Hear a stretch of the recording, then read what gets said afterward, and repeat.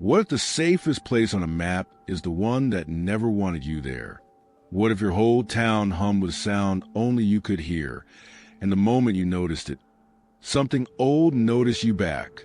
Some stories are too quiet to be true, but what if they are just quiet enough to slip past your door while you sleep? Welcome back to Whispering Abyss. Tonight, I have something truly haunting for you. 5 small-town nightmares pulled from the places where Porch swings creak after midnight, and the diner coffee tastes like a warning. From eerie voices under a water tower to a side road that reroutes your fate, every story here is a mystery waiting to unfold, one breath at a time. If you make it to the end, tell me which story crept under your skin the most. Drop your pick in the comments, and if a detail clicks with a memory from your town, I want to hear it. Story 1. The whistle under the water tower at 2:13 a.m. The water tower whistled my name. Not a voice, not words, just a thin note that rose through cold metal and pressed against my ear like breath. I froze with my hand over the dispatch console while the town outside blinked under the red aviation light. For a single beat, the strobe skipped. The way a heart stutters when you forget to breathe. The air tasted like pennies, and the heater rattled like it was nervous to be in the room with me. If you have ever worked nights, you know how the world tilts toward the strange, and how the strange tilts back to see if you noticed. I was covering a sick co-worker, probationary hours I could not afford to lose. So when the tower alarm chimed, I told the empty room I had it. The station smelled of wet concrete and old coffee. Somewhere a stray dog barked twice and fell silent, like it remembered it was alone. Frost silvered the lot outside, turning footsteps into bright scars. The tower's red blink pulsed slow across barn roofs and the diner sign, breathing like a giant at rest. I could hear a drip in the station's sink, regular enough to be a clock, and somehow the whistle slipped between the drops as if answering them. My mentor, Doyle, had vouched for me at council. The kid knows the board and the pump. Let him work the graveyard. In a small town, a compliment is a loan you pay with every decision. You keep it by staying calm and lose it by calling for help too soon. I pulled the green logbook to center because that was Doyle's first law. Initial the alarm, note the fix, write like a future you will need proof. Tonight's page already held a slanted margin note in a thin hand that was not mine. It climbed the edge of the paper like it wanted to be said aloud. Answer with a sip. That is what it said. I read it twice and my mouth went dry just seeing the words. The ceiling vent carried the whistle like air was a wire. Pressure had dipped into the yellow band. Below a certain number, the school loses water first. Then the clinic. The tower's odd tone had a pattern. Doyle once said, 7 minutes when it comes at 2:13, and then nothing until weather changes. Radar showed a storm cell edging in by 3:30. I told myself if I wait and it is nothing, I am fine. If I wait and it is something, I am done. The phone rang. Maple Street. A woman asked if a boil advisory went out because her tap tasted like pennies. She inhaled, and in the 2 seconds before she spoke again, I heard the whistle travel through her line. It threaded under the buzz like a flute under a choir. I said we were all clear and logged it metal taste. Maple. When I looked up, the tower strobe outside skipped once in perfect time with my inhale. The sink drip fell late, then rushed to catch up. If you have ever noticed the world answer you back, you know the way it reaches into your chest and tests your shape. After midnight, I am the volunteer tech, which usually means I lock the pump room and pretend my jacket name means more than it does. Tonight, I slid my radio into my coat and drove the short service road to the base of the tower. Frost made the ladder glitter. The chain at the gate hung looser than it should, like it had learned to fall in and out of place without being touched. Coins lay in a neat circle on the concrete near the footing, dimes and nickels, 15 of them. That was Doyle's habit. I realized the little rituals he called anchors. The circle had a scrape in the frost where one coin had been moved. Inside the pump room, the air was warm and damp, a breath the building made into my face. The indoor whistle bloomed from a main outlet pipe, half a beat slower than the outdoor tone, like an echo returned from a far room. I touched the pipe and felt a hum that matched my lungs. I would love to tell you I backed out and called Doyle. If you have ever worn a jacket with your name stitched on it, you know the heaviness of simple choices. The coins outside were the same number as the porch lights on the hill if you stood at the right spot. One coin missing, one light unaccounted for, one beat skipped. I put one hand on the shut-off lever for the relief valve. Last winter's maintenance note called that valve fussy, which made it the obvious suspect. The easy story walked up and asked to be believed. I cut power to the actuator, expecting the whistle to die like a kettle when you lift it. Instead, it grew a shade sharper and steadier, as if I had freed it. The floor picked up a trembling thread I felt in my teeth. I flipped the casing and checked the logbook again. Someone had underlined answer with a sip, and the underline ended right beside tonight's date in a hand that was not Doyle's. A drop formed on the pipe outlet and trembled like it could hear. It fell, and where it landed the wet spread a perfect ring that did not fade. Dust clung around it in a soft halo, except where the drop had kissed a letter. My initial L, clear as chalk on a slate. The radio on my hip hushed, leaving the thin tone to thread the room. When I held my breath, the note did not waver. When I inhaled, it rose, then held unnaturally high when I locked my chest. The sound was counting something that was inside of me and outside of me, and it knew which was which. I climbed to the catwalk because the air felt crowded close to the valves. The ladder rungs bit my gloves. From up there, the town looked like a model train layout, roof lines and driveways under a wash of red blink. My phone lost signal. The radio carried only the whistle and a soft hiss like weather pushing in. On the hill, 15 porch lights dotted in a tidy curve. They began to click off one by one, not fast, maybe a second between each, in a sequence that matched the tower's slow inhale. There is a particular quiet that makes you want to move and not move at the same time. The sequence skipped once, a hole in the pattern like a missing tooth in a smile. My scalp prickled so hard I almost laughed, and I told the air this was stupid, that someone was out there turning lights off to make a point. The aviation light blinked, and in the tank's mirror sheen, I saw a frost fan outward and hang in air where no one stood. It curved thin as a veil and vanished as if inhaled by skin. If you think I'm making that up, remember you expected the faulty valve to fix everything. Machines make honest villains. This was not honest and not a machine. Back on the ground, the pump room door drifted half, closed though the night was still. The gate chain lay right, the lock seated without a click I could have missed, which meant it did not need noise to change state. The backup generator coughed once and quit, then tried and failed again. Highway patrol pinged on the radio, then fell out of range. The storm on radar rolled closer by the minute, a gray bruise chewing up the western edge. Doyle's truck should have turned onto the service road by now. It had not. In a small town, help drives a familiar engine sound, and that sound was not here. I took the coins into the pump room because my hands needed to finish a job. I set them in a careful circle around the floor drain.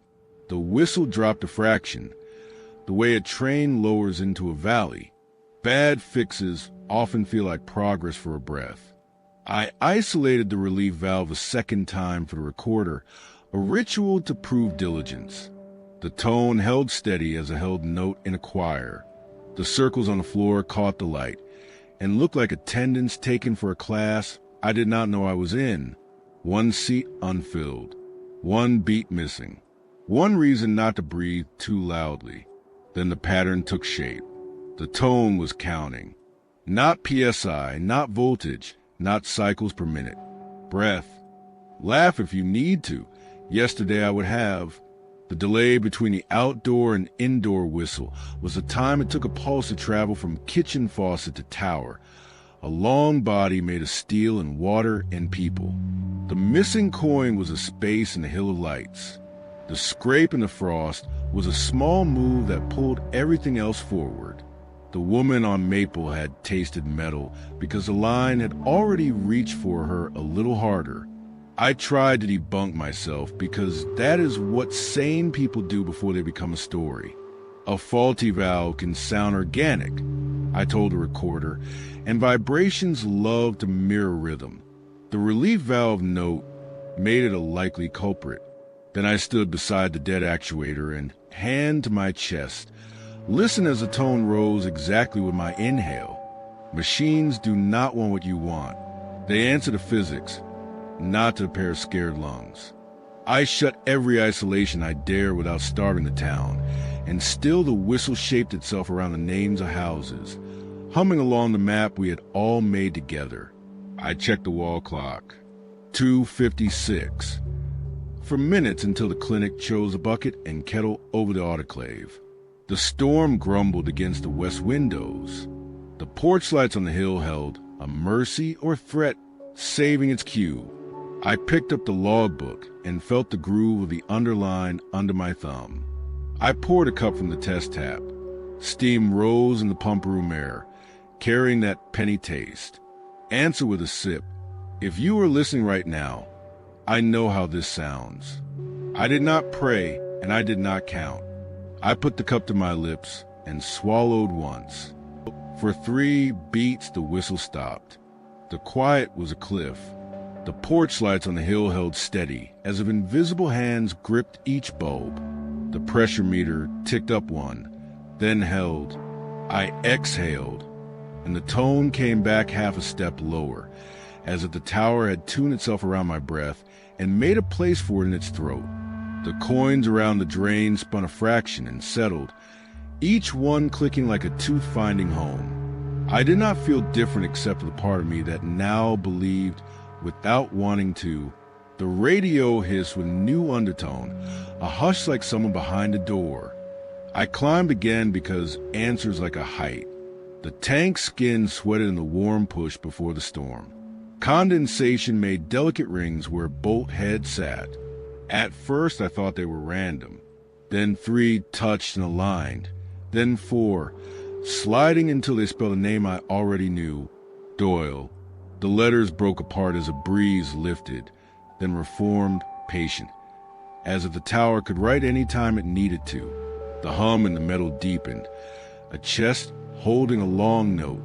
I pressed my palm to the curve, and the chill felt like breath being pulled right through my hand.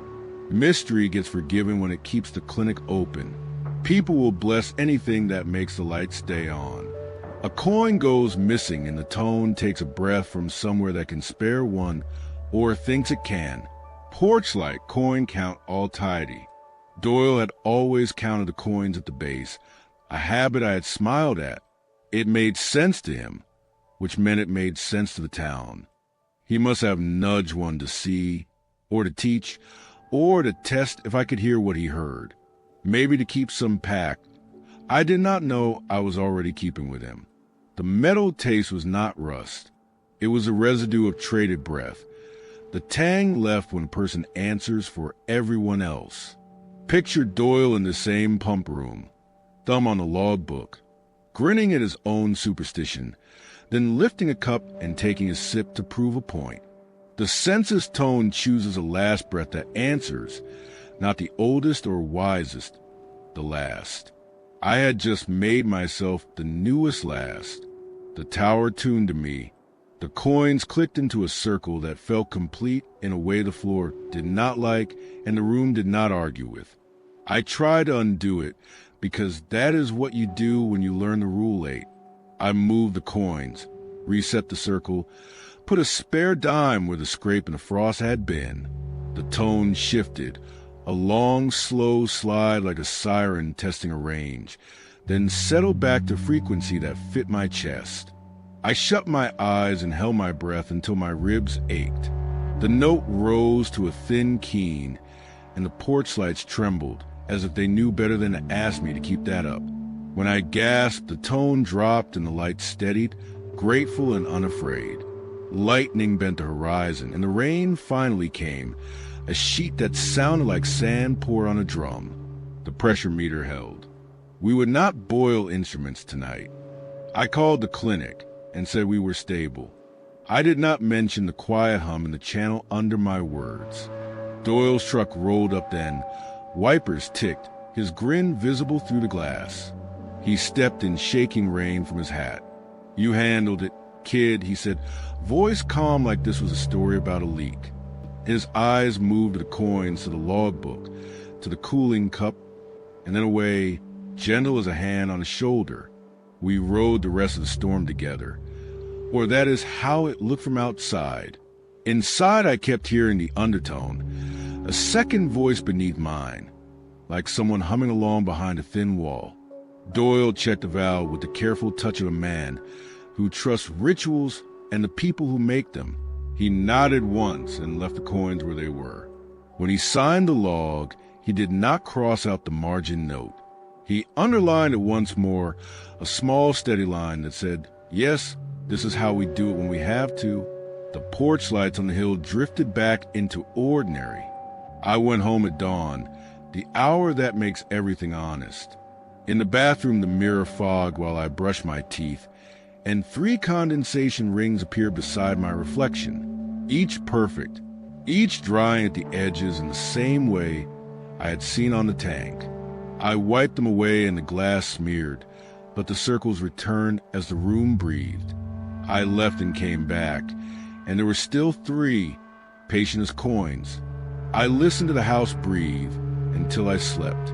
When the morning reached hard to the blinds, there were 4 rings on the mirror, not 3, as if someone had paused there while I dreamed.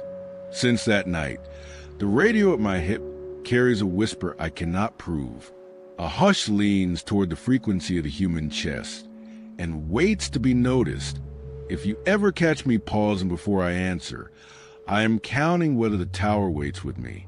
People on Maple still complain about metal taste on cold mornings, and by noon they laugh and forget it. Doyle grins like we share a joke, which we do, except the punchline is a debt you pay with breathing. The coins at the tower base keep their circle. One scrape in the frost always shows, like something keeps a seat open. I used to think safety meant knowing how things work. Now it means learning what wants to work through you. If you hear a whistle at 2:13 and the porch lights begin to blink, do not answer with a sip unless you intend to keep answering. The town is a body and the tower is a lung, and it will breathe through you if you offer a mouth. Maybe that is mercy. Maybe it is something older wearing mercy, because we like the clinic lights to stay on. Tonight, I am back on shift, and the clock on the wall is almost at the minute. Can you hear it waiting with me? Story 2. Porch light off on Langley Street 2 minutes can be a long time when every porch light on a street is learning your name. At 2:08 a.m., my first solo patrol rolled quiet onto Langley. I remember the windows like closed eyes and the crickets going silent as if somebody pinched a wire. I checked the dash clock, then the street clock above the old hardware store. Both read 2:08. The second hand on the street clock hung between ticks like it had work to do and changed its mind. I told myself to breathe. If you have ever done nights, you know how stillness sometimes leans toward you to see if you lean back. Langley Street has a brag. The porches look like the town's front row. Painted swings, taped flower boxes, lights that say people live here and try. My partner, O'Hara, warned me about getting sentimental on patrol. He said the town tells you what it is with its lighting. I pulled to the curb by the hydrant, left the cruiser idling just enough for the air to move. The transformers up on the poles had that constant summer buzz, like bees inside a wooden wall.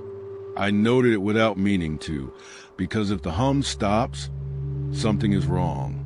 The hum is a promise that the night keeps even when we do not. The first porch light clicked off while I was still logging my location. A clean cut, not a flicker. My head snapped up. The house was the green one with the cracked steps and the lace curtains. Those curtains twitched a little shiver, but no shadow crossed behind them. I told myself wind and wrote it down. The second porch light went dark exactly 2 minutes later. Same neat sound, like a switch pulled in a gloved hand. I looked for movement, for a dog, for anyone who might want me to see what they were doing. The sidewalk was clean except for a leash coil beside a collar, clipped as if a neck had slipped out while the hand still held the loop. I radioed a soft check and set my timer for 2 minutes. If you have ever needed proof and feared getting it, you know what waiting feels like when a clock turns to a blade. The transformer hum above me cut out, not a fade, a stop. My ears rang in sudden space. Then a tiny sound came back, not the full grid, just a thread of vibration I could feel in my mouth. I pressed my tongue to my teeth, and the buzz matched my pulse. The minute hand on the street clock did not move. The second light on the third house across the street died on time, like the street had practice at this, and I was late. I tried the obvious. Breakers. I stepped up to the first greenhouse. The porch boards had that sun-soft give. The doormat caught the toe of my boot and held for a second like a hand. The breaker box on the side yard was locked. Every screw looked undisturbed. This was the part of town where people label things and keep spare bulbs on a hook. I circled back to my cruiser and wrote it plain. House secure. Breaker intact. Porch light out at 2:12. My timer chimed again, and the next porch light went dark while I was still handwriting the time. The crickets did not come back. The air had a faint, warm asphalt smell that summer nights collect like a secret. I did not like to admit it, but I called O'Hara even though it was my first solo assignment. The radio answered me with my own voice. Not the live syllables I had just spoken, but those same words riding in 2 minutes late, like I had slipped behind myself without noticing. Dispatch, Unit 3 on Langley. That is what I heard, except I had already said it, and I could not hear his reply under mine. I tried again, and the same thing happened. My voice chased my voice and never caught up. I said the street name aloud in the cruiser to hear how my mouth formed it, as a pronunciation would matter when the lights hit my number. The fifth house had its curtains tied back with neat ribbon. The knot was too clean for late night. I looked for a shape, a shift, any sign of someone inside. The window slid up an inch without sound. That was when the worst part happened. A porch light flicked on down the block, even while the others kept winking out an order. It burned a steady gold, warmer than the rest, like the bulb had better manners. I walked into that light because it felt like a welcome. A fly circled the bulb and cast a thick shadow in its heat. Inside, the living room held a couch with plastic still on the arms and a coffee table with a single lacquered magazine. The air smelled like lemon oil. The place was empty enough that the lemons still owned the room. I found a second leash 2 doors down. This one stretched across the sidewalk, taut with a snap that should have held a dog from bolting. The collar lay beside it, clasped still shut. If you have ever trained yourself to say everything is explainable, you know how quickly explanations thin when you can see the stitch marks. I bent to pick the leash up, and the transformer hum returned for half a breath. It vibrated once with my heartbeat, and then went silent again, as if the line had taken a pulse and did not need another right now. My timer buzzed. 2 more lights clicked off, left to right, like a slow hand counting heads. I walked the block. Every breaker panel I saw had a lock, and no tool marks. The dead bulbs were not burned out. I unscrewed one, and the filament was clean, When I screwed it back, the light did not return. At the corner where Langley bends into the cul-de-sac, dew had settled in a thin sheet. I saw prints in it. Bare feet, adult, toes splayed. They led from one porch to the street, and then turned as if deciding, then went off the curb toward the circle of the cul-de-sac where the asphalt keeps a darker patch. Footprints are an intimate thing. They mean someone had weight here in the last hour, and then they did not. The radio hissed and then spoke me back to me. Unit 3 on Langley. That second I had recorded earlier ran on schedule, 2 minutes wrong. I stood there and listened to my past self ask for backup I could not send to myself.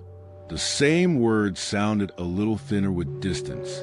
The porch lights in the circle ahead began to blink off around the cul-de-sac, one after another, closing like a mouth to a straw. I counted under my breath, because numbers felt like handles when the floor is slick. 8 houses around, 2 minutes between each. That was 16 minutes, if I let them have their count.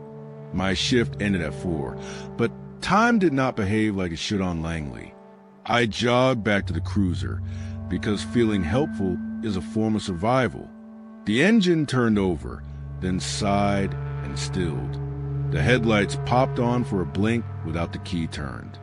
The beam strobed once in step with the porch lights, then settled into low. The attached needle twitched 3 times like a frightened eye.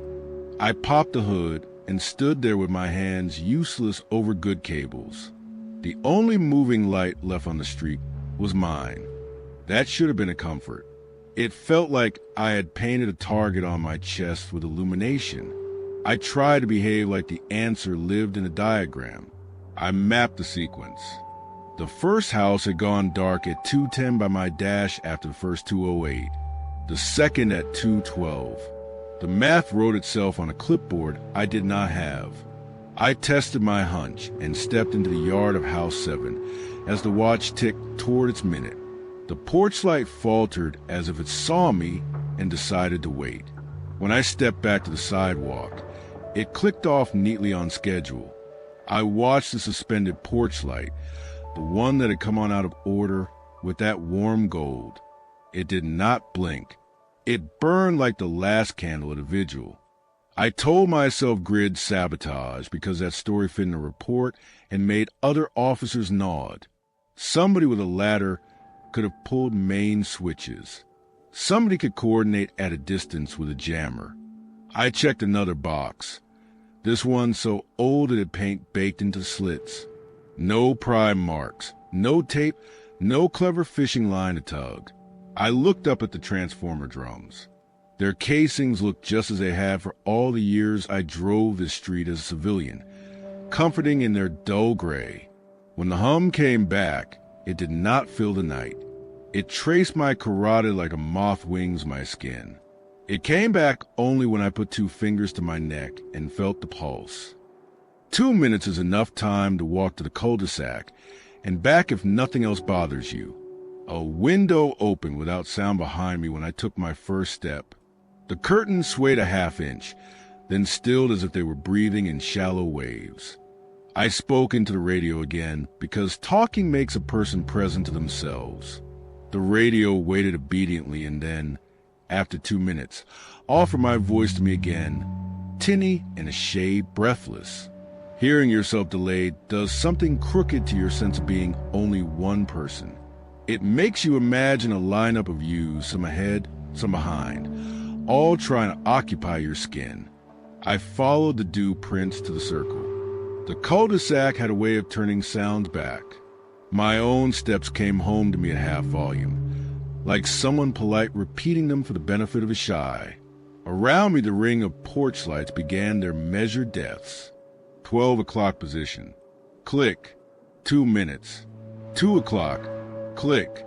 The dark floated until it stood as a ring around a patch of pavement where I had parked the cruiser. The last bulb above my unit did not go. It held and hummed.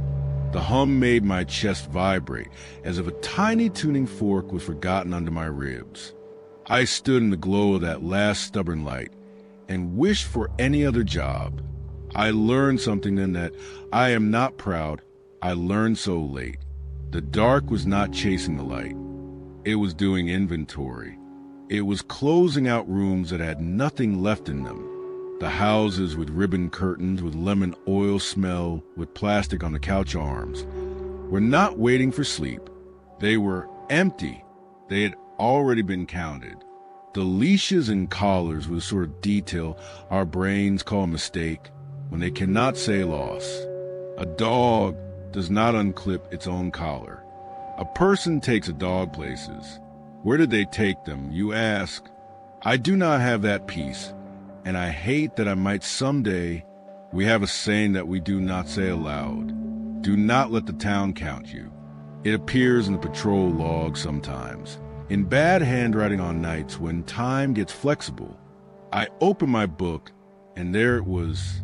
Don't let them count you. The handwriting was tight and careful, like someone wanted no one to think they were scared. The page above was O'Hara's. The page below was blank and had a faint, oily fingerprint on the margin, like a thumb pause there. I thought I was clever. I thought if I stepped out of the light, the count would miss me and keep going. So I made a choice I could not take back. I clicked off my flashlight. The relief felt immediate, like stepping out of a photograph. Then every porch light that remained flared in a bright pulse and turned toward me. I do not mean they physically swung. I mean their glow concentrated the way faces turn in a church when a door opens late. The circle was not counting which houses had bulbs. It was counting which light moved like a person. I had told it I was here, and also that I did not want to be here. The system recognized my protest as compliance. Sometimes being noticed is just being accepted as a number. The ring compressed. The bulbs around me died in faster clicks, abandoning symmetry to close the circle faster. The way people bend rules when worry goes up. The last bulb above my cruiser stayed on and sang. I could feel in my throat. The headlight blinked once as if nodding to it. The engine was sure of its silence. I put both hands on the hood and felt the metal hum at the same rhythm as my blood. Numbers matter because they are a slow truth. The 2-minute rhythm had tightened to 1. The second hand on the street clock refused to move past its mark. I wanted someone to drive into this street and break it with their headlights. I banged on a door because pretending nobody is home is easier when nobody knocks. The sound went nowhere, absorbed by the quiet like a stone by a pond too deep to care. I thought about grid sabotage again because story matters. The herring was good. High ladder crews could take a road, flip a row into darkness, wire the cul-de-sac to a relay. I wanted that to be real. Then the hum above my head snuck back against my fingers each time my heart beat. Transformers do not know me well enough to time themselves to my nervous system. The boxes on the houses were clean. The bulbs were obedient to something other than voltage. That was the moment I stopped being sure where my shift ended. The dash clock stayed married to 2:08. The street clock never forgave itself for that one suspended second. I told myself to anchor to something. I counted my breaths. 8 brought a tiny relief. The hum climbed on the 9th, as if approving my method. I tried to lower my pulse just to see what the street would do. The hum slid down under my hand. If you have ever felt watched by a machine that cannot see, you know what it is to stand too long in a question. I remembered the porch light that had come on out of order with that warm lemon glow. I walked to it like a person approaching a witness who might talk if you look kind enough. The bulb kept burning. Inside the door, the plastic on the couch arm clicked as a contracting bubble found a new shape. I called a greeting and listened to the room have no answer. On the coffee table, a magazine lay open to an article about decluttering, the kind where you hold an object and ask if it sparks joy. I put my hand on the magazine and felt the table cold under it. like nobody had sat there since before the heat wave. I did something foolish then. I stepped into the living room to test the one place that broke the order. The porch light over my cruiser brightened. I could feel it in my throat from inside the house. The bulb outside did not blow with the others. It gained patience. It waited. I felt, for the first time since training, like my shape would be measured whether I stood still or moved. The note in the log had not said, "Do not be seen." It had said, "Do not let them count you." There is a difference. To be seen is bearable. To be counted is to be placed. To be calculated, to be finished. Out on the cul-de-sac, the last porch light besides mine died. The dark gathered with a feeling of completion that made my hands sweat on instinct alone. The headlight on my cruiser blinked once more and then stayed off. My radio kept offering me myself every 2 minutes like a friend repeating a joke I had already heard. O'Hara never spoke in the gaps. I did not know whether he could not, or whether my version of the street had looped itself into a place where his voice no longer had a door. The hum in the transformer was gentle, as if it did not want to frighten a child. And the whole time it never lost its place in my heart's timing. I will tell you the thing that scared me more than the count. The street had felt proud earlier. It had a way of showing you its porches like family pictures. That pride went out of it the second the last bulb died. The quiet that followed was not triumph. It was paperwork. It felt like a finished column, getting a neat line beneath it.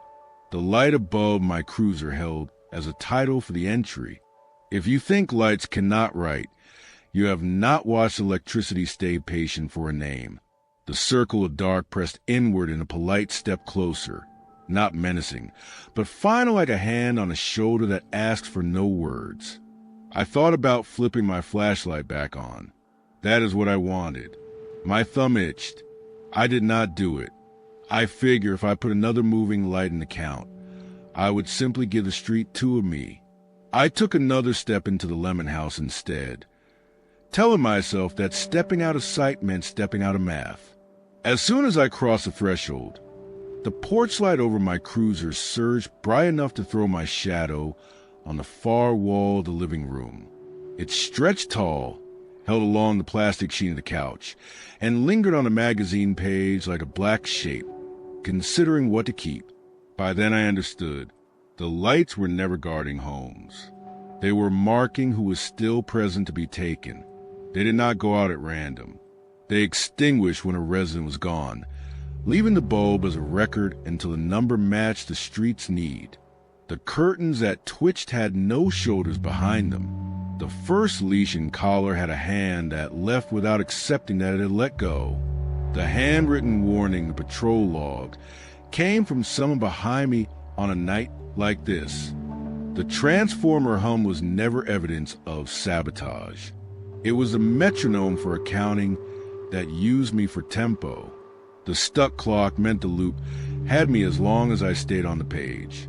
The street waited for a decision I did not understand. I did the only honest thing I had left. I spoke my name aloud to the empty lemon room and the porch where it could hear. The glow outside steadied, as if learning the length of my last name. I told the air that I would be back tomorrow with a truck and a crew, and we would take the bulbs down and leave the sockets empty. I said it to test my courage, knowing courage is a thing with two legs, and mine were asking to run. The hum under my palm kept time with me, not with the town. The difference was small and absolute. I walked back out and stood under the last light. I listened for footsteps that were not mine. I tried the cruiser one more time, knowing I was playing a ritual. The engine would not catch. The headlight did not blink. The bulb above me finally gave one clean pop, a burnt filament sound, and the street accepted the dark with relief. It was as if the lid had finally fit the jar. I stood in it and felt that absence settle into my clothes. The 2-minute timer on my phone vibrated dumbly against my leg, A lidless alarm asking a question that had no room here. When the first thin smudge of dawn stretched along the roofs, the crickets came back like someone remembered they had a line. The transformer hum softened into background where it belonged. I drove the cruiser only when the dash at last moved to 209, as if the engine had needed permission. The street looked like a street again. Petunias bent toward the sun like they had not been oxygened all night for something that did not need them. The leash on the first sidewalk was gone. The collar stayed, upside down like a cup. I did not take it. Some things left behind are not lost. They are tagged. Back at the station, O'Hara poured coffee as if he had always been standing there. When I said Langley, he smiled small and did not ask me to finish the sentence. He flipped the patrol log toward me. The last page had my name penciled in for Langley tomorrow night, without anyone having written it. My shift ended at 4, officially, but the hour did not feel like an end. Time can become a room you move around in. I felt the walls. On the corkboard, somebody had pinned a flyer for a neighborhood meeting on streetlight replacements. 3 months old, never held. The corner dog-eared like it had tried to leave and changed its mind. People on other streets will tell you nobody has lived on Langley for years.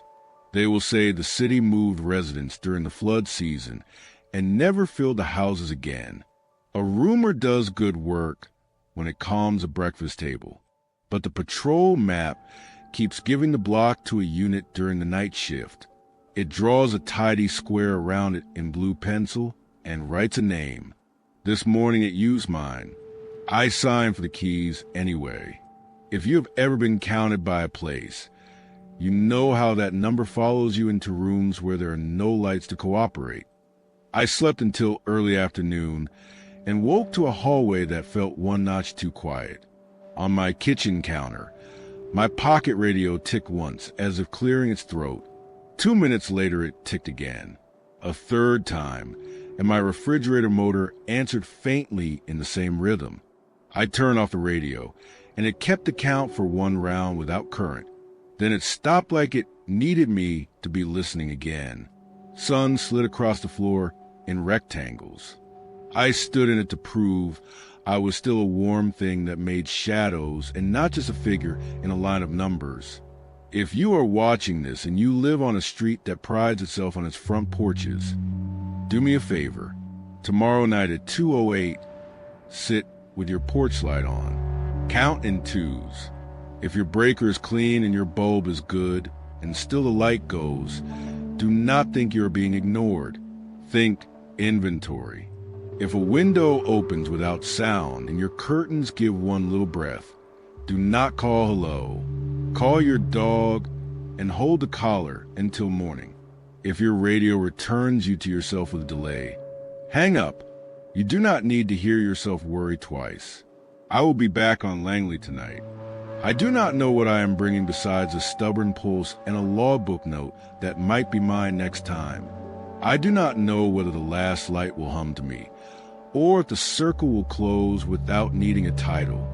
I am supposed to make a street safe with a bar of plastic light in my hand and a nameplate on my chest. The truth is simpler and heavier. Sometimes the only thing you can protect is the count. Sometimes the only thing you can change is whether you teach it the length of your breath. Now we move to the third story when you are ready. But first, tell me this. If the lights on your street started going out in order while your clock refused to move, would you keep your light on to be seen? Or would you turn it off and step into the lemon-scented dark to try to slip the math? Be honest. It might matter next time your timer vibrates at 2:08. Story 3. Rerouted through Hollow Creek, the Dieter sign wasn't there on my way out. I would swear by the badge I've worn and the ring I carry in my pocket. 4 orange arrows blinked on wet asphalt and aimed every car toward Hollow Creek Road, where no crew had ever parked a cone. Fog lay low and smelled like cut pine and old rain. My headlights carved 2 pale tunnels that ended a few feet from the bumper as if the night wanted a close conversation. The radio hissed the way it does before a storm, bending static into almost words you try not to understand. I had one job left in the shift: bring my empty transport back from county, clock out by dawn, and file the custody report before my supervisor's coffee cooled. Kayla had texted goodnight hours ago, and then nothing more, which in our language meant do not be late again. I told myself the detour would add 10 minutes. 15 if the bridge was still weight restricted. I told myself not to think about the story of Hollow Creek, which everyone repeats and no one says they believe. I turned the wheel. The arrow blinked like a polite nod and pointed me into the trees. The first bend came too soon and too tight, as if the road was looping a thread around my axle. I grew up one town over and knew the hills by feel, but the turn kept pulling until the crown of the road leaned. Periphery shapes became the same three objects over and over. A mailbox painted red with hand-stenciled daisies. A silver Airstream sunk into weeds. A White House with a second-floor window where the curtain never closed all the way. I passed the red mailbox 3 times in 4 minutes, even though I did not turn around. By the third pass, the daisies looked tired of me. I caught movement in the high window of the White House. Not a shadow, an arm, a hand lifted slow, like a teacher's request, and held a wave too long. I told myself seasonal workers use these places, and I had no cause to spook a person minding their business. The hum of water came in slantwise through the door seams. Hollow Creek should have been 2 miles on, but the air already sounded carved. The radio picked that moment to grab my voice and toss it back with a half-second delay. "Unit 12 on detour," I said, and the radio answered me in my own cadence, just late enough to feel like someone else was following too close. Halfway through another bend, I saw the deer. It still had the unscuffed brown of an animal that died clean. No scavenger marks yet. The eyes should have caught my headlights like coins. The sockets were neat and empty, smooth as if washed. I stopped and opened the door in the fog that smelled like algae and metal. The creek was not visible, but the sound carried like a hell breath. The deer's ribs lifted once a roll of heat off my engine, a cheap trick of shimmer. I backed away and told myself cyanobacteria can glow and strangers can work at night, and old stories get recycled because they fit. The shoulder held a mile marker sunk low in mud.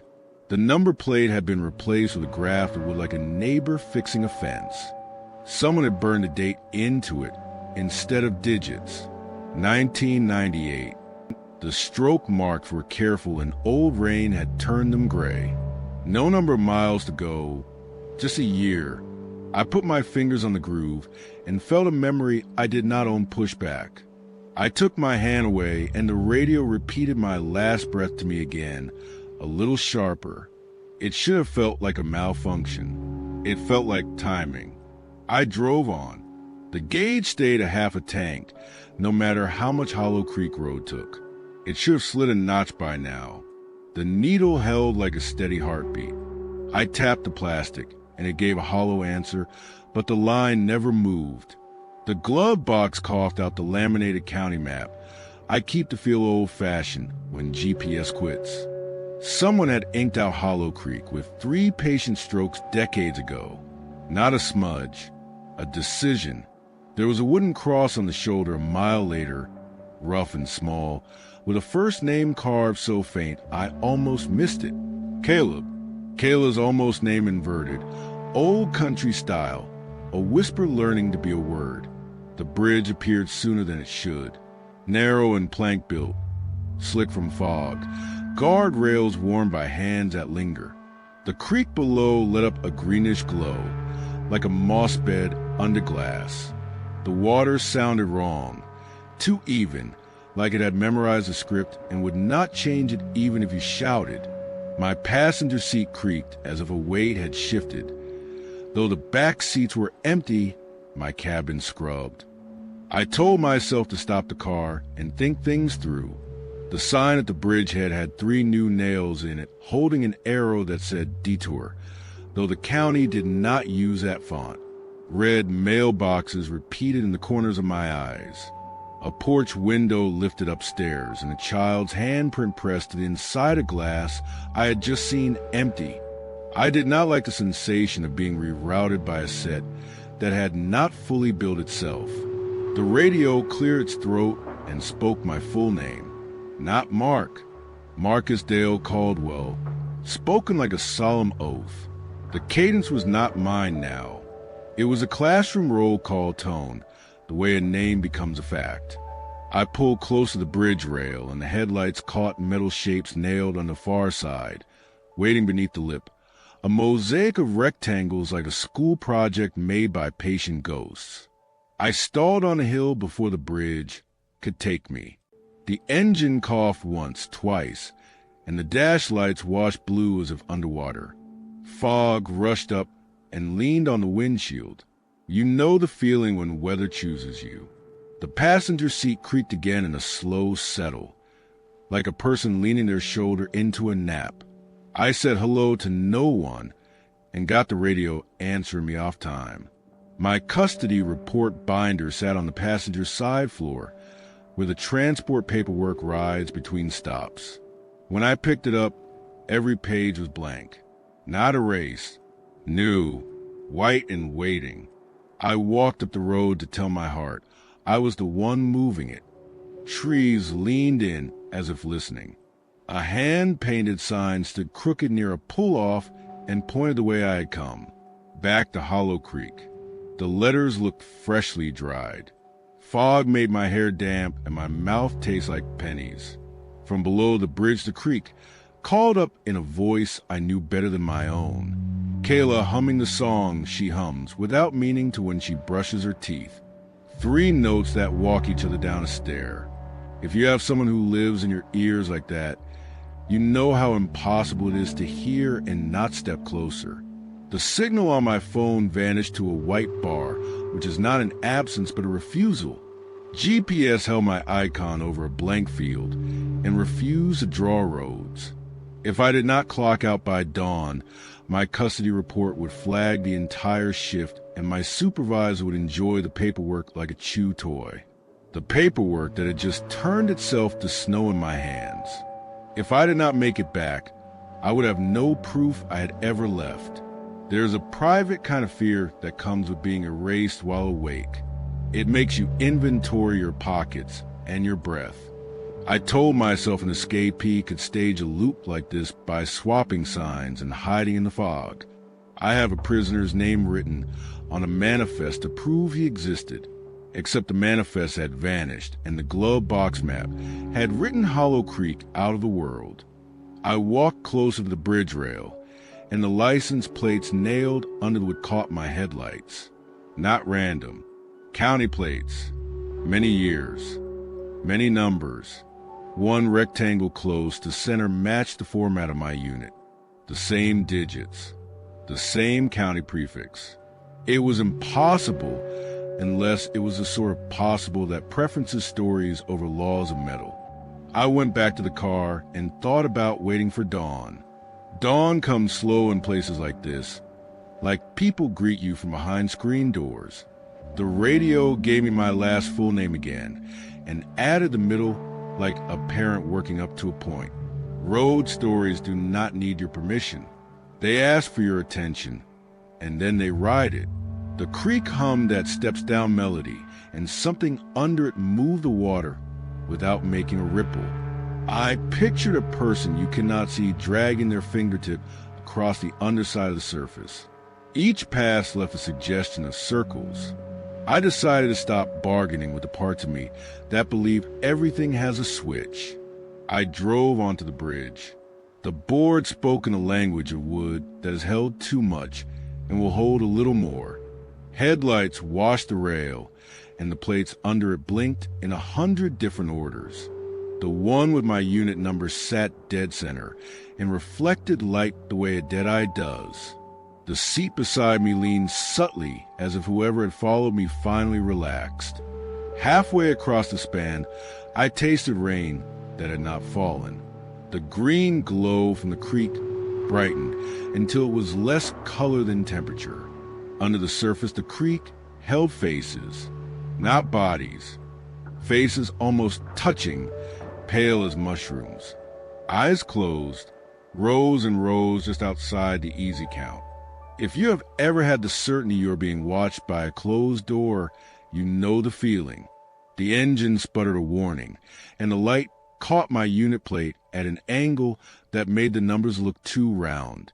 The eyeless deer lifted out of the wash of memory and delivered its missing parts upstream, where they floated like coins and then blinked open. Hundreds of eyes opened together and looked up at the bridge.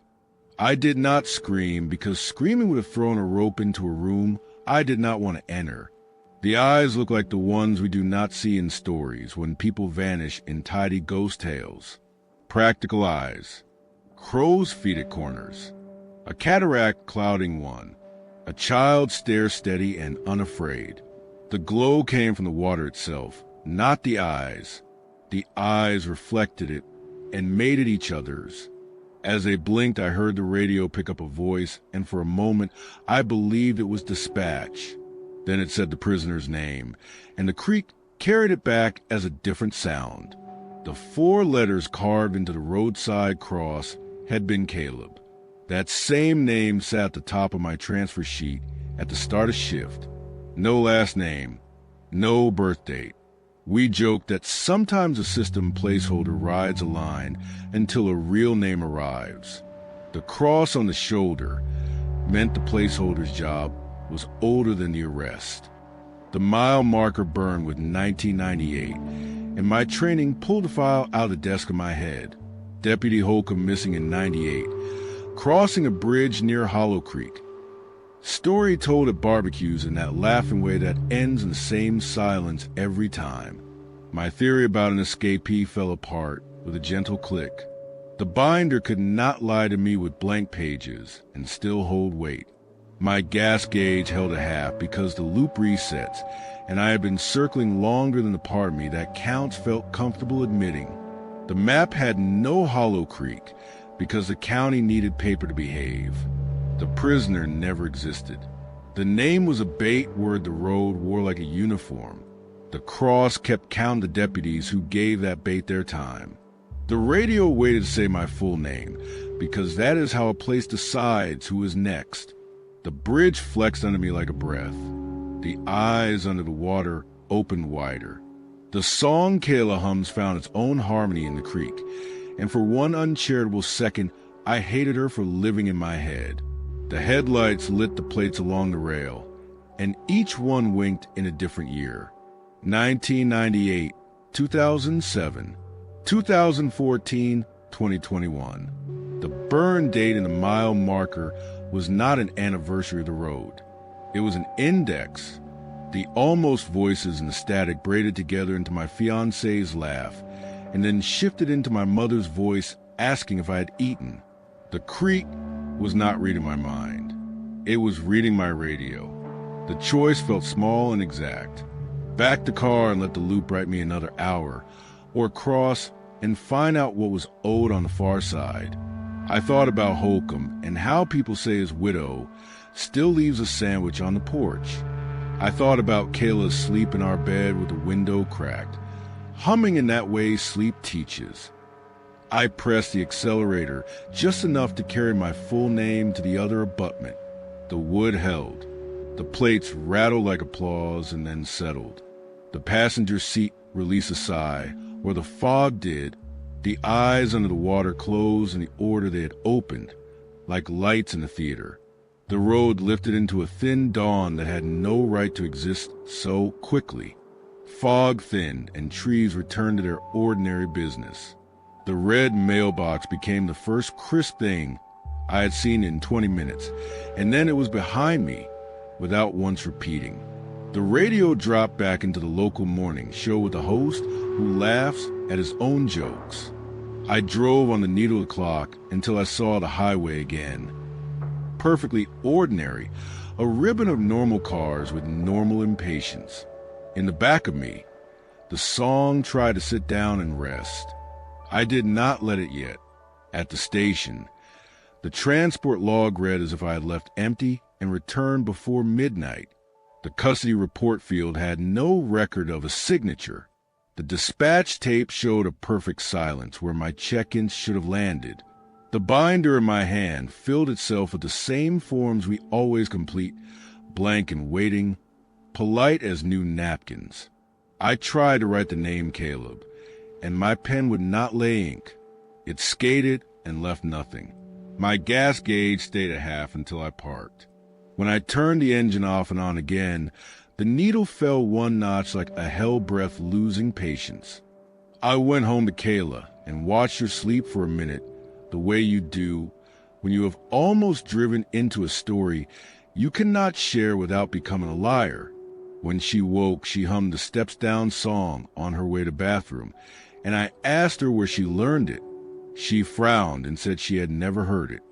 She hummed it again a second later, without noticing. I stood with my hand on the door jamb and counted the notes. 3. She brushed her teeth, and the tap water reflected a green the first told myself was a toothpaste tint. That is how a person forgives the world for being itself.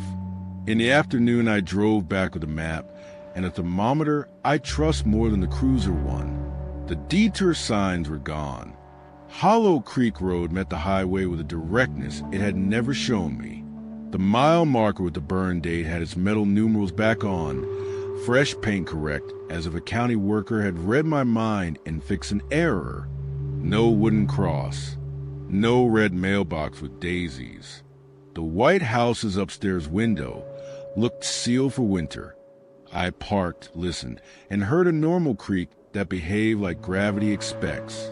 The thermometer said nothing helpful. Then my radio popped once like a jar lid and said my middle name with a smile. You will ask why I did not file a report with names and dates that could be checked. You will say a deputy who bites his tongue for a story like this loses his right to ask anyone else the truth. I will tell you what I can tell you without counting myself into a place that has better records than ours. If a detour points where it should not, consider that a road can want. If your radio answers you late by half a second, do not speak your whole name just to hear the echo. If you see a wooden cross with a first name you recognize, do not test the carving with your thumb. Tonight, I am due for the dog shift on regular patrol. The dash key hangs on the hook like all the other nights. The binder sits pleasant and blank as a field of snow. Kayla hums when she does the dishes because the water feels good on her hands. I told her I might be late, and she kissed my jaw without looking up. If you meet a detour while you are alone, ask yourself how many times your gas gauge has stayed the same lately. Expect your answer to arrive in the space between your name and your next breath. If water glows where it should only run, keep driving and count how many plates the bridge remembers. Now we move to the fourth story if you are ready, but first tell me this. If a road tried to keep you on it by using the sound of your favorite voice, would you turn back and circle until you forgot what was missing? Or would you cross the bridge and carry that voice home knowing it might come out of your radio later? Be honest. It might matter the next time a detour blinks for you alone. Story 4. The lock-through below the library, the door was not there yesterday. It stood at the far end of the library basement, flush with the stone wall where a row of damp newspapers should have been, lacquered black and strapped with a padlock stamped 1893. It hummed like a low throat clearing. The air around it carried the cold of a cellar that had decided to be deeper. Paper mold drifted out like old breath. If you have ever turned off all the lights in a library at night, you know how the building keeps reading you after you step away, and how that reading can tilt toward a question. My name is Dana. I keep the archive alone after hours because I do not like being interrupted once I start a list. Tonight's list was inventory for an audit that already doesn't trust me. Last month I misfiled 3 birth records, and in a small town, that counts as treason. The library is my refuge, The only room with a hum of fluorescent bulbs sounds like thinking. At 3 a.m., the sump pump alarm pings me to test its float. If I miss it, the fire department arrives and I become a story. I told myself to work, not stare at a door that could not be real. The basement clock over the sink read 12:42. My wristwatch said 12:44. The basement clock loses 2 minutes every hour, and I pretend I don't notice because noticing makes it true. The new door had no hinges I could see, just iron straps like a book belt. The padlock wore its date plainly, 1893. The year half the original town burned when a stovepipe cough sparks into the dry season. I touched the lock and the metal felt warm, the way a book feels if someone else read it a moment ago. The humming rose a half step, like it recognized a finger. Something thumped behind the door, a soft weight, then another, the exact sound of a book falling flat. I set my clipboard down slowly. There's a particular panic that belongs to librarians, the one that arrives when you realize a shelf has been rearranged while you were at lunch. I crouched to look at the gap under the door. A thin library card slid into view on the concrete, as if pushed by a breath. The ink on the line for name gleamed wet under the single bare bulb. The card did not belong to anyone yet, but the letters were forming as the ink dried, like the pen tip still hovered nearby. I have a rule about not touching papers that want to be touched, but rules feel flimsy when a thing knows your name. I picked up the card and read the line. Micah Avery, that is my brother. He moved across state to be out from under the town's various ledgers, and I keep him safe on paper when people who do not like him go looking. The ink was damp enough to blur a little under my thumb, and when I looked down, the damp stain on my skin read like a signature. The door hushed itself, then hummed again, a sound I could feel at the back of my tongue. I set the card on the table, as if it might break. I told myself this was a prank from bored teenagers who had found a way into the basement. We locked the delivery door with chain and a code, but teenagers are solvents. I listened. Far upstairs, a cart wheel chattered overseeing the floor, though no one pushed a cart this late. I turned to the old wooden catalog because when something new arrives, you ask the old thing what it knows. The drawers breathed sawdust when I pulled them. A whisper came out like heat off a coil. Check index, it said, and if you think paper cannot carry voice, you have never lived in a town where records outlast people. I slid open the index drawers the way you touch a sleeping animal.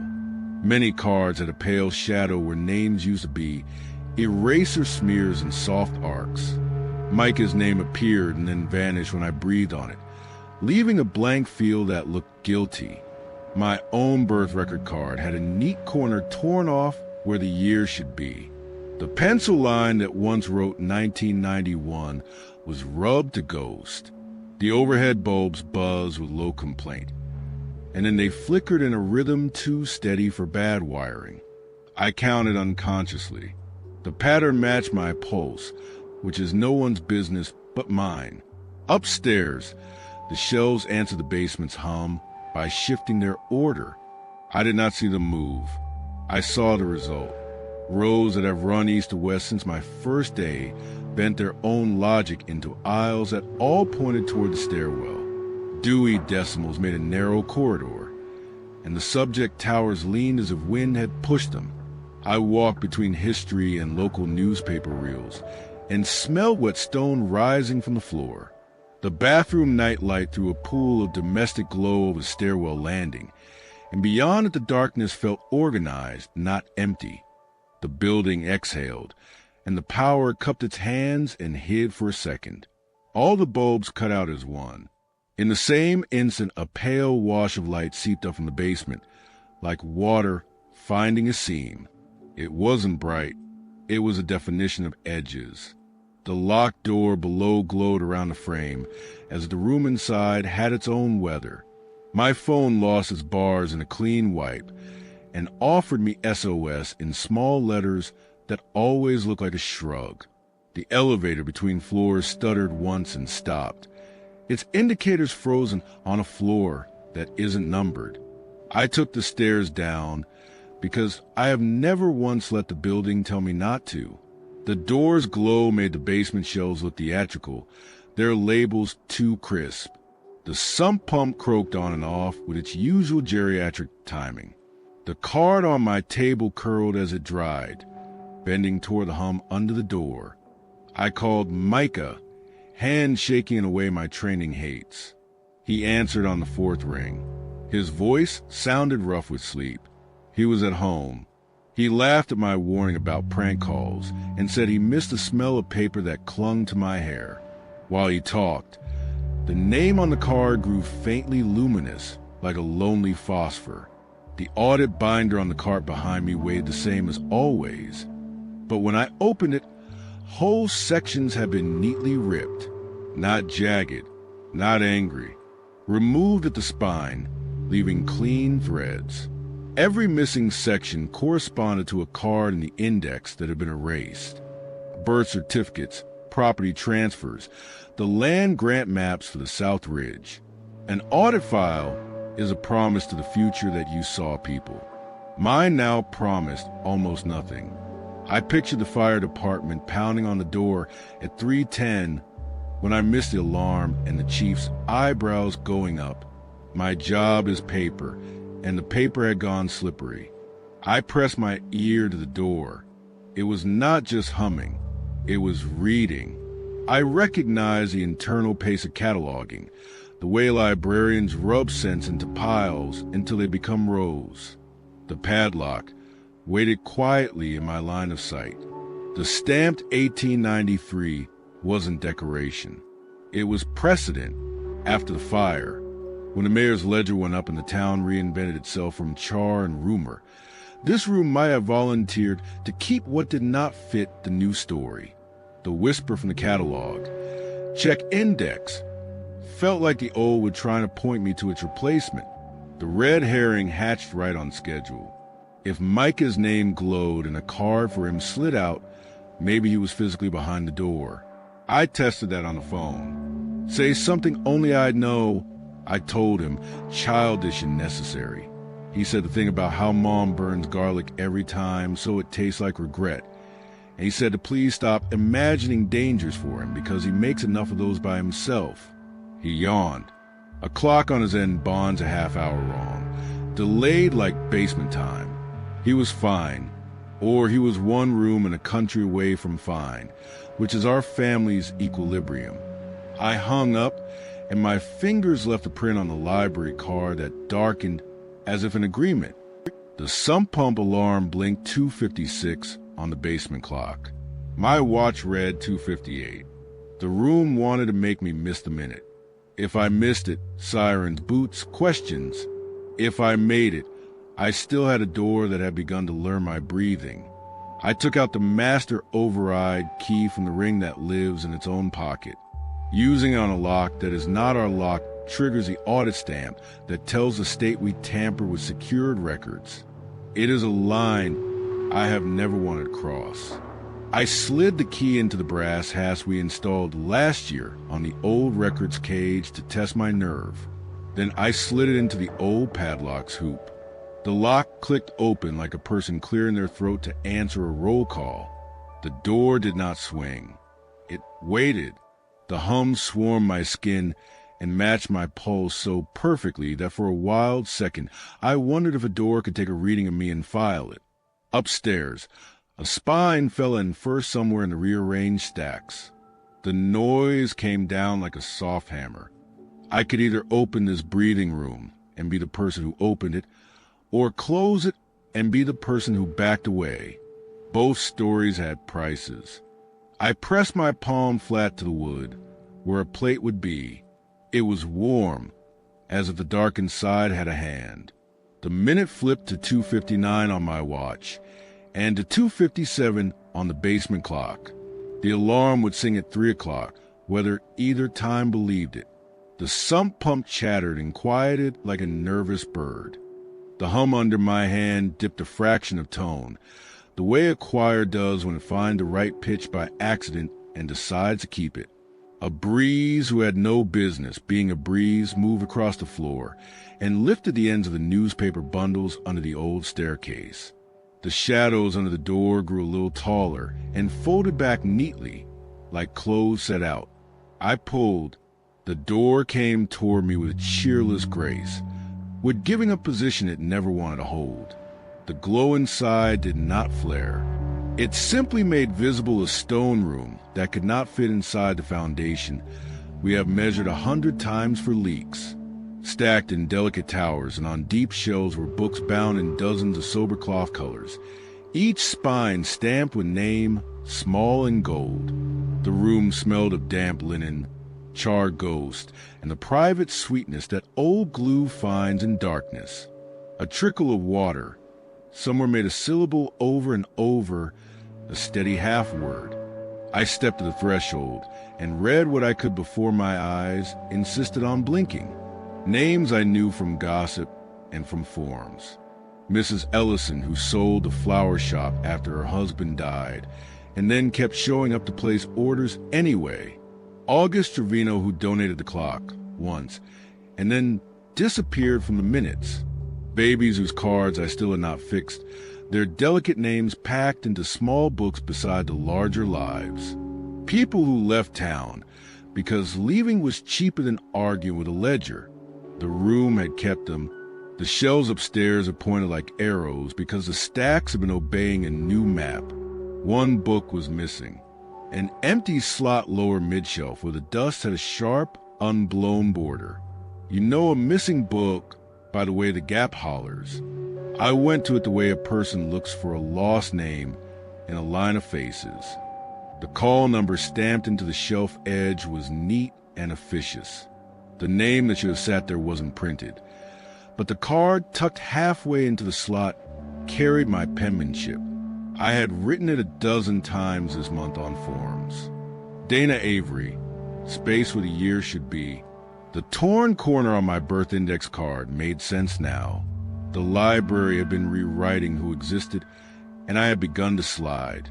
I looked for Micah's book, because stupidity wears love like a medal. His spine sat 3 places to the left, not yet flush with the shelf, as if the room were still thinking about him. The letters of his name were brighter than the others, wet looking like fresh gilt. I put my fingers on the binding, and it resisted with the weight of a whole counterargument. When I pulled harder, the hum in the room rose toward pain. The light along the floor shivered and found a new seam. Something whispered from the catalog drawers upstairs, too far to understand but shaped like my name minus 1 letter. The sump pump alarm chirped once like a bird in a tunnel. It would chirp again in the minute that belongs to firemen. I did the unprofessional thing that felt like the only thing. I took Micah's library card from the table and slid it into the empty slot where my book should be. Half in, half out, a placeholder in the mechanics of absence. The hum softened a fraction, like a singer standing down to sip water. The glow warmed, and for a second the basement sounded like a building again instead of a throat. I pulled on Micah's spine one more time, and it did not move, but it did not brighten either. I relocked the padlock, because the door needed to remember was a door. The shank snapped shut with a mild rebuke. The glow near the floor thinned, until it was only a trick of a light that no longer worked. The upstairs shelves would need a long morning of apology and reshelving. The audit binder in my arms weighed less than gilt and more than paper. Pages were still gone. Signatures still erased by a gentle hand that will never report to me. I set the binder on the cart and felt the vacuum where work should feel like accomplishment. The building had returned to its hum, and my pulse forgot the pattern for a while. At exactly 3 o'clock by my watch and 2:58 by the basement clock, the sump pump alarm chirped its full chirp. I silenced it and tested the float, my hand steady, because the body loves a task. The alarm light winked its approval and promised not to summon boots. The elevator sighed into motion, like an old friend finishing a story. My phone offered a single bar, and then another. Upstairs, the shelves creaked as they resettled their lives into aisles that people could understand. The night after a decision always makes a room honest again, the way noise crowds back after a prayer. I slept 3 hours on my office couch and woke with paper on my face and a line from a dream about rain that did not get wet. When I stood, the binder flapped open like a gull and showed me my own signature on a circulation form that has no right to exist for a staff member. I signed to check out nothing. The stamp read "Due yesterday" in neat red boxes. I put my hand on my badge and my last name looked a shade too pale until I blinked twice and it darkened as if embarrassed. In the morning light, the basement door looked like a trick of finished work, a rectangle you could paint over. I brought the car to my brother because carrying a name alone makes it louder. He opened the door in the same shirt he always sleeps in when I call him too late, and he squinted into the sun like a person allergic to reprieve. I held out the little rectangle with his name inked in our library's old font. He laughed and shook his head. He said he never had a card in this town. He said he never wanted one because he did not like the way librarians tilt their heads when they think you will not bring a thing back. I pressed the card into his palm, and the ink dampened his skin. He wiped it away, and his hand smelled like paper mold. In the afternoon, I walked the stacks and found 3 aisles not quite right. On the end cap near local history, the call numbers counted up to a gap and then skipped my year. On the back wall where we keep the 1890s newspapers, the 1893 fire headline had a new fold, as if someone folded it around a secret.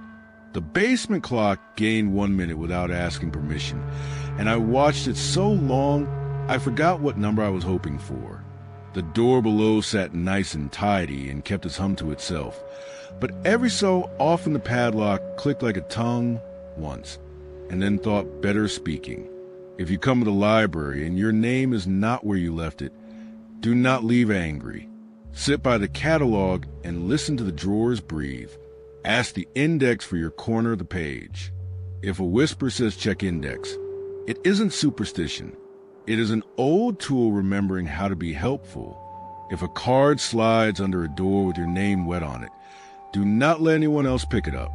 If the shelves point you toward the basement, walk slowly and ask yourself what hour your own clocks are keeping. If you choose to open a door that was not there yesterday, be honest about the name you put in its place. Tonight, I will sit on the floor outside the door with a cup of machine coffee and a stopwatch. I will hold my palm to the wood and count how many times it hums before it rests. I will check whether my badge name pales when the room says my name back without the last letter. The audit file will not get better by wishing, but there are other audits a life keeps. When I lock up, I will put Micah's card in a Mylar sleeve, so the ink stays with a little longer. It does not stop a thing, but it slows a mechanism that works best when no one watches. There is one image I cannot shake. In the chamber below, the shelves did not end at the back wall. They curved out of sight into stone that did not exist before it needed to. Somewhere along that curve is a book with my name that has been borrowed by the line that keeps the town the shape it likes. The slot where it should sit is holding a small white card now, a placeholder that smells like paper mold and damp ink. If the card dries, the slot will widen to fit me. I would prefer the card stay damp, even if it stains my hands and I go home smelling like the stacks.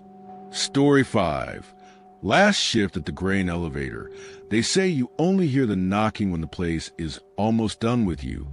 I heard it 5 minutes into my final night. A hollow knock from inside silo for where there hasn't been grain since they welded a hatch after the accident. I was alone in house lights, breathing wheat dust and old rust, with the belts clacking in their long loop like teeth chewing someone else's meal. Sodium lamps washed the yard a jaundiced yellow. The wind came in off the flats. smelling like dry straw and rain that lost its nerve. The knock was patient, as if it expected me to answer by name. I clicked the wall clock to make sure it was alive. 11:22. First inspection at 11:30. Last log by 5:45. Company rep at 6. Finish right, and I get severance. Miss a step, and it's a handshake and a story that follows me to the feed store. My dad worked this place until his lungs changed color, and he swore the elevator watched him when he turned his back. He made me promise to shut it down clean if it ever came to that. Promises stack in a small town like grain in a bin. You don't break one without choking on dust later, do you? The knock returned. 3 taps, a pause, and 2. It sounded higher than a person could reach if they were inside, which they weren't, because Silo 4's hatch holds a seam fat with weld like a healed scar. I set my clipboard on the catwalk rail and cupped my hands to the steel wall. The metal felt cold and almost damp, like breath had just been there. I told the empty yard this was a pressure echo from belt rollers slapping the same section of splice, a vibration finding a drum head. Saying it out loud made it honest for a breath, which was all I had. I checked the seam with my flashlight, and the beam caught a run of shoe prints between the catwalk and the hatch. Not fresh, but left after the last sweep, like someone had walked a line and then decided not to sign their name. The dust here holds everything. Your steps paint your mood. These prints said in a hurry, then slowing, then stopping at the hatch where the toes pointed in. The top rung of the access ladder groaned when I tested it, and the second rung snapped off under my boot with the neat noise of a law being broken. I stepped back, and the snapped rung clanged down the shaft, ringing until the walls were tired of hearing it. If you have ever worked where everything wants to be quiet, you know how a small noise can make a room feel like it noticed you. The red warning bulb above Silo 4 flickered once, lazily, though its breaker handles were locked open with brass tag that read de-energized. I watched it because I wanted it to stop. It didn't. It gave another slow blink the way a person blinks when the air is too dry. I chalked it up to a leftover charge in a line, or the kind of ghost voltage electricians mutter about over donuts. The belt somewhere below skipped a beat, then found me again with a rhythm I didn't like. The locker room held the smell of the last crew forever. Pine cleaner, old socks, coffee gone metallic in the pot. I spun my combination and popped my locker just to prove I still had a place to stand. A notebook waited on the top shelf where no notebook should have been, its cover greasy and a name smudged in nothing. I flipped it open with my thumb, and pages rasped like dry leaves. The top entry read 11:30 p.m., tonight's date, in my blocky hand. Below that a line I did not write, or did not remember writing. Silo 4 knocks in 3s. Don't answer with steel. Answer with breath. I shut the book and laughed, because sometimes that is the only thing between you and the story the building keeps telling. It didn't feel like a joke that landed. I opened the book again, and the next page had a list of silos with checked boxes already ticked in a tidy line I would have admired if it weren't my exact habit. The last line read Jack will open it, like a foregone task everyone else had gone home from. The fluorescent over the bench took 2 tries to decide it wanted to glow. The belt thudded twice far away like a tired heart, then even out as if embarrassed to be caught. Out in the gallery, the elevator house breathed dust into my throat every time I took a step. You can taste the place in your mouth by midnight, a dry sweetness that turns bitter if you breathe through your teeth. I put my hand on the column that houses a leg and felt the cups on the belt going by, each one lifting an emptiness they had learned by heart. When the knock came again, the belt skipped, and the skip matched my pulse. I didn't like that either. I pressed my tongue to the roof of my mouth and swallowed, slow, to make my heart forget me. The red bulb, Over 4 gave another wink like boredom. I did the rounds because rounds create a rhythm that lets you not think. Silo 1 quiet, seemed good, roof vent turning. 2 at a drift of old wheat and a cigarette, but in the corner that could have been there a year or a minute. 3's hand drill had a bolt missing, so I logged out of habit, we don't get paid for anymore. 4, the hatch wore that seam of metal like a grin held tight. Someone had wiped a circle of dust by the viewing port long ago, and the clean circle had a ghost of fingers at one edge, like whoever looked in had not wanted to but did. I touched the glass. It breathed on my skin and left a fog mark that went nowhere for a long beat. I radioed no one. The company cut landline service in the afternoon to save a day's bill. My phone died at 11:47, even though I'd charged in the truck. The breaker room lights on the west side chattered and then steadied, while the east side went a half whiff from the backup generator sulking into a surge. This place is a body made of belts and bearings. When it is hurt, it limps. I could have left and said the generator failed, and I couldn't finish the shutdown, except severance needs logs of my handwriting on every line, and my dad's promise sits in my chest like a nail. Whistling ran through the ventilation like someone learning the first notes of a tune they almost remember. It wasn't wind. It rose and fell with the belt's rhythm. Stopped and started as if the whistles were present tense mouths just ahead of me on the catwalk.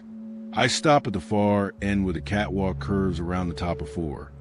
The warning bulb pulsed again, once, twice, then settled into a lazy blink that matched the knocking. I cupped the port and told myself to be smart. If I saw a face, I would run. If I saw a grain, I would mark the bin full as a joke to myself, to prove I still had jokes. Dark inside, not the thick kind, the kind where light turns shy at the lip. The belt thumped below, and for a second the knock came from the port itself and traveled up my arms like a radio note through a ladder. Then I heard my own voice inside the silo, flat and half a beat slow. "Jack," it said, and then again, 2 seconds later, "Jack." The second time I sounded tired and scheduled. I told myself echoes do tricks in big round places, and my mouth didn't agree. If you have ever heard your name come from a shape you can't see, you know how your bones lean toward the door. I went back to the locker for courage or stupid. The notebook lay open to a page that hadn't existed when I left it. I knew because I had placed my pen on the spine in a way that leaves a dent. The page said in my hand, "You're almost done," and below it, in a different pressure like I'd been standing, "Open the hatch before 6. The line under that said, "Do not use steel." The letters made by another me were a little more upright, like he'd stopped caring if anyone thought he wrote like a school kid. I flipped to the back, and a list of names filled columns, each with a tick mark and a date.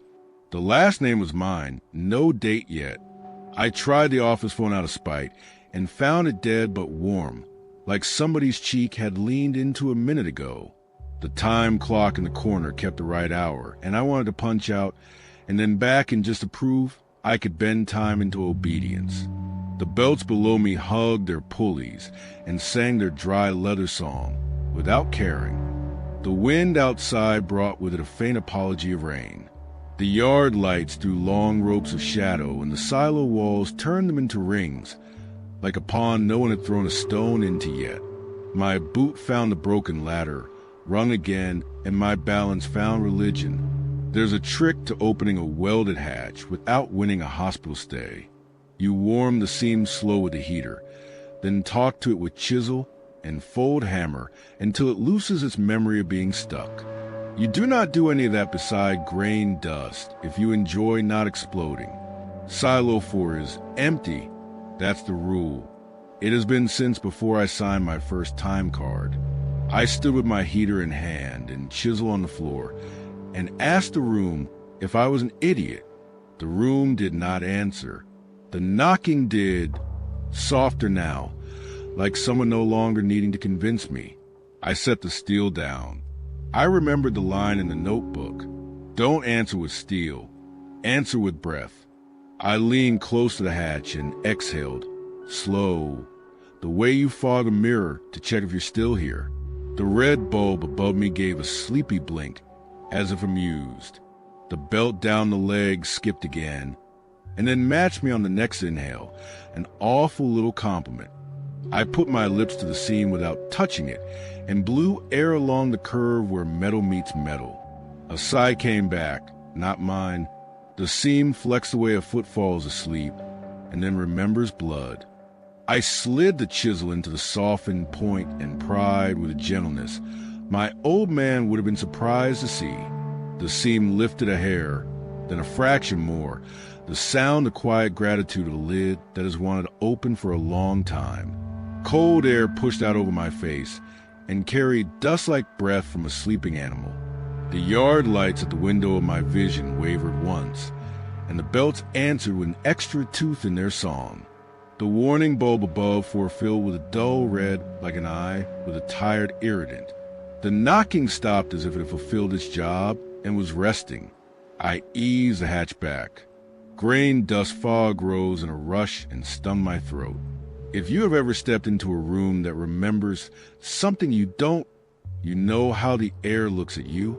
My flashlight beam found no grain, only a cylindrical chamber descending like a throat into dark. Old ladders clung to the wall, one missing a rung at face height, the hole in the sequence gaping like a missing tooth. I directed the beam farther and saw rope ends, dry to coils, and the faint suggestion of chalk marks counting from a long time ago. A thin whistling ranged up 3 notes, trying for a tune and getting a warning instead. Dad. I said it before I knew I wanted to. His last shifts ran through my childhood like a road. I picture him up a ladder in the leg house with his thermos and that scuffed silver watch. For a second, I let myself think it was his voice that had learned to follow the belts and live in the ventilation. The notebook in my pocket lay against my hip like a warm lie. I flipped on a headlamp and slid over the lip, boots on ladder rails, hands on cold steel. The broken rung sagged under my weight with that little pre-crack whimper. Below, the air glowed with a color I could feel on the back of my teeth. The whistle in the vent turned to many whistles. Not loud, not competing. A harmony of breath through holes, like bottles around a campfire when the conversation turns to saying names. I climbed and stopped where chalk marks began counting in groups of 5. The marks didn't belong to one hand. Some firm, some quick, some shaky like a man working with cold fingers. I said hello to the chalk in case manners still mattered. The wall smelled like rust and mouse, and that sweetness old wheat leaves and would long after it stops being itself. The beam caught on something reflective along the curve far below. Small glints on the inner rail. Nameplates nailed under the catwalk ring. Not metal. License plates, like I'd seen under the bridge near Hollow Creek when I was a kid. But here they were cut from pasteboard tags workers pinned to their lunch pails. J. Holcomb, G. Trevino. Names I knew from the plant's Christmas photo from before I was born. Each plate pulsed a little when the breath in the vents matched it, like lungs practicing in a different body. The belts above me took my heart's pace and held it. Try and be kind in getting it wrong. My lamp hit something white in the dust, and I reached without thinking, then thought and kept reaching anyway. A whistle hung from a string, the cheap tin kind you give a kid for a parade. It had the grain-dull grit on it that you cannot scrub out, a tannin of work. I pocketed it because I am a thief when I need to be brave. If this was a prank put together by men I once looked up to, they had chosen careful props. My lamp found a handprint on the inner skin of the silo, palm and forefingers, and a thumb that looks like mine if I've been sanding all day. Beside it, an X times marked like a tally denied. The hatch above me clinked small metal on metal, almost polite. almost impatient. I kept climbing until the floor of the chamber shaped itself beneath me. Not a floor really, but a cone of chaff and dust packed into a fan of old fall. The cone shivered when I stepped off the ladder, a soft tide. The chamber threw back my breath with a warmth that made no sense. Something moved in the dust like fish below water. I lifted the beam and found there were footprints, my own from some night in a calendar I never numbered, laid on top of dozens of others, all walking the same rim, all stopping at the same spot where someone, me or not me, had pressed a pencil into paper every time. I set the notebook on the rim because it felt disrespectful to keep it close. I flipped it to the back where the list of names ran down the last page. My dad's wasn't there. He never worked this bin. He would have given me a sermon on the crack in the second rung, and a lecture on men who leave shoes untied. The voice in the vents was not his. It was mine, caught and stretched, layered with other nights where another me also climbed and doubted and promised and unlocked. Silo 4 was never empty. It has been storing unfinished shifts, the tasks that didn't end clean. The breath pushed through whistles when no one was listening at the catwalk. The whistle in my pocket warmed. I pulled it and put it to my lips. The tin tasted like pennies and a memory I didn't consent to. I blew one thin note into it, and the chamber answered with many, not loud, but the kind that holds a person by the throat.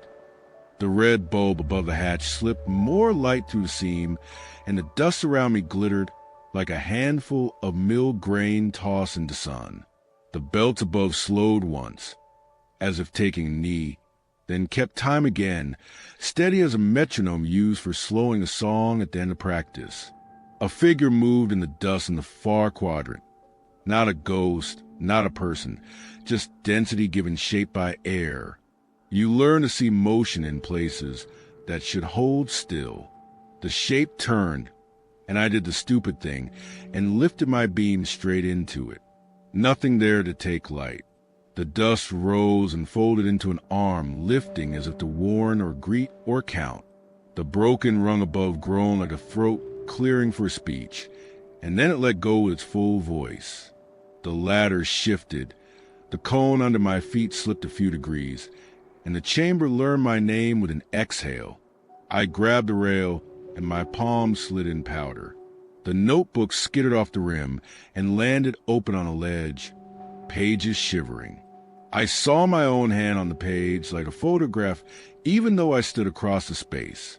Jack will open it, the page said, and the ink was fresh enough to smudge under a breath I didn't mean to give. The red bulb's pulse reached down like a slow heartbeat, and figures in the dust seemed to nod, as if the count had found one more number it had been waiting for all season. The whistle slipped from my lips and clinked against the ladder, a small metal apology. The choice settled without morality. Leave the hatch and the count would hold me until morning, and maybe longer than morning, and paperwork would say I never finished, and the company would shrug and keep my severance like a tip you fail to earn, or a climb, close it clean, prove there is nothing inside but what I brought, and that the knocking belonged to the building remembering being used. I stuffed the notebook into my jacket. Like a book you swear you will return. I climbed, every reach a truce with the ladder's new opinion of weight. When the broken rung came again under my boot, I leaped without thinking and found the next with sound that made the chamber flinch. At the lip, my shoulders burned and my breath turned narrow. I hooked my elbow over the edge and pulled myself out like a man born with less sense than balance. The hatch waited, and the red bulb washed me once as if getting a last look. I lowered the lid, and the seam received it like a secret coming home. The air pressure inside sighed and laid itself down. The belts took a deeper note, and then remembered what work is. I dogged the hatch with the bar. I didn't weld it. I couldn't. The notebook poked my ribs like a thing that could still be written in by a different night. In the gallery, The lights behaved like they had all along, half bright to the west, half sulked to the east. My phone woke up to 1% and then changed its mind.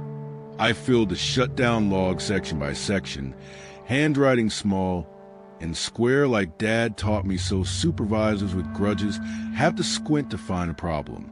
The red bulb above kept winking at a pace that felt less like warning and more like tired attention. I signed my name on the last line and wrote the time and wrote the date and pressed too hard on my last initial, because there are things you do when you need the world to stay. I meant to sit a minute at the foreman's desk and then do the last power kill.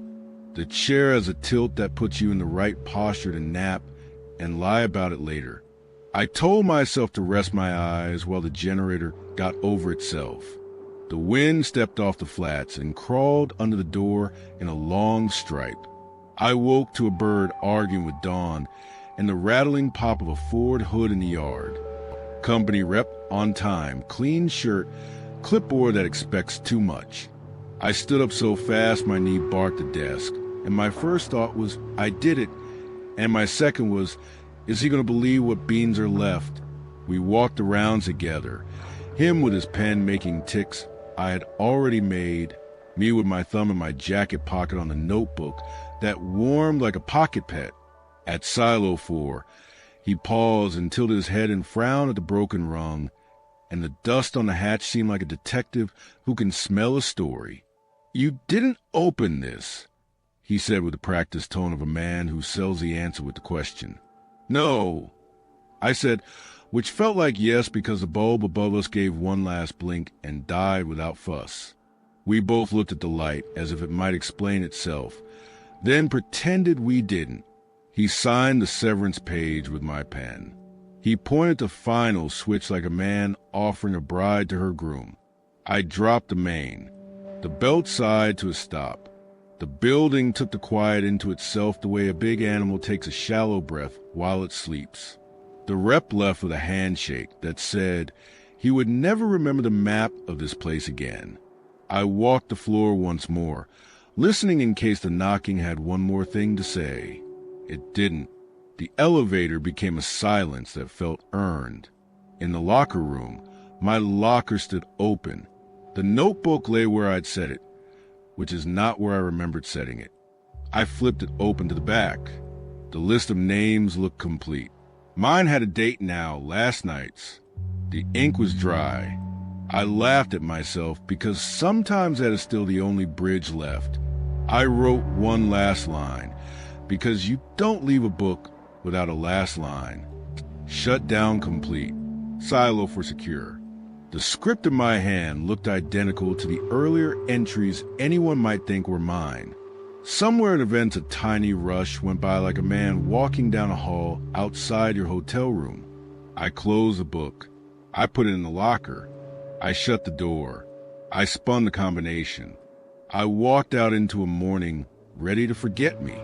That is the ending people in town will tell. The company rep found the plant quiet, the log sign off in my hand, the building cold and free of motion. They will nod about the way the new padlocks sit clean on the gates and how the smokestack looks skinnier without the heat shimmer.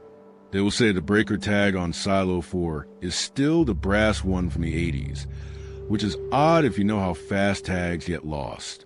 They will say I must have packed a bag and left for my sister's house before the rep arrived.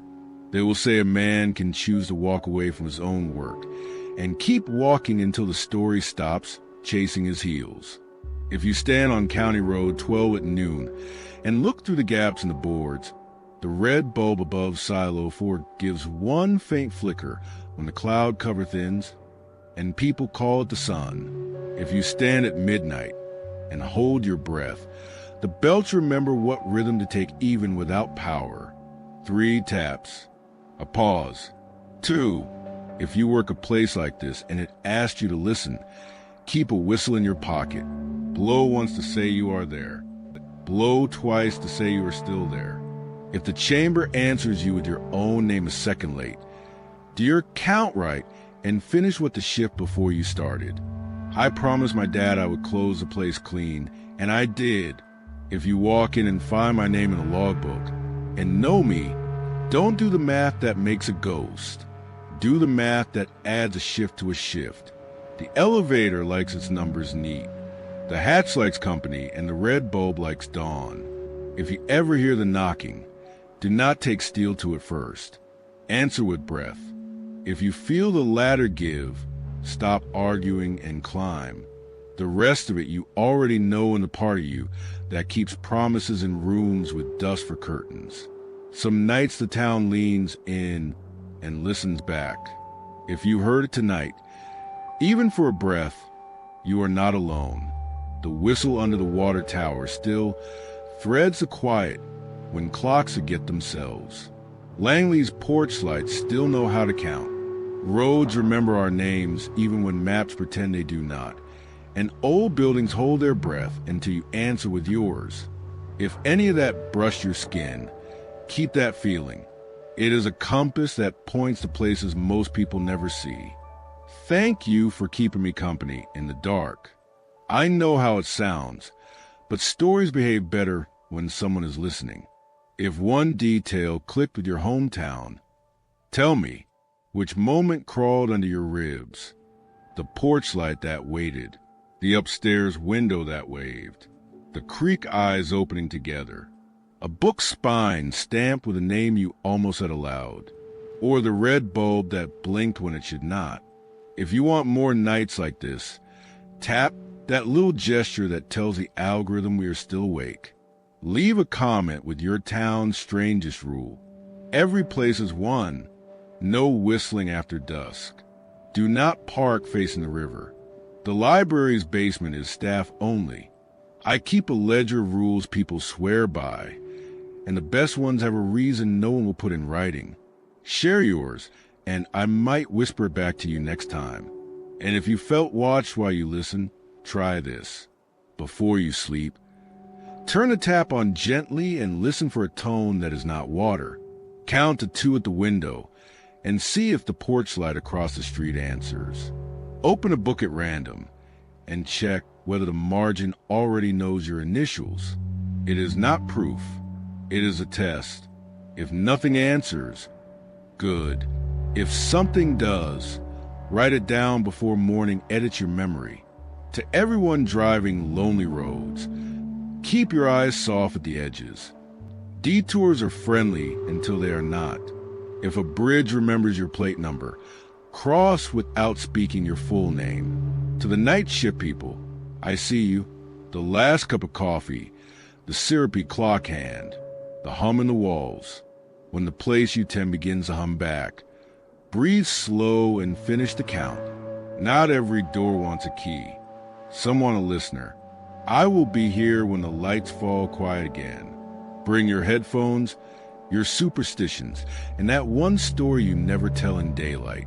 If you made it this far, you are part of this now, like the coins of the tower base, the circles on the mirror, the chalk marks inside a chamber that should not exist. We add each other to the count by staying till the last word. That is how small towns keep their ghosts polite. Sleep if you can. If not, leave a light on just long enough to watch the room answer and then settle. I will close with a thought, and you can decide where to set it down. Somewhere tonight a single porch light is waiting to blink. It is not warning you. It is asking if you are still here. Listen, answer softly, then turn away first.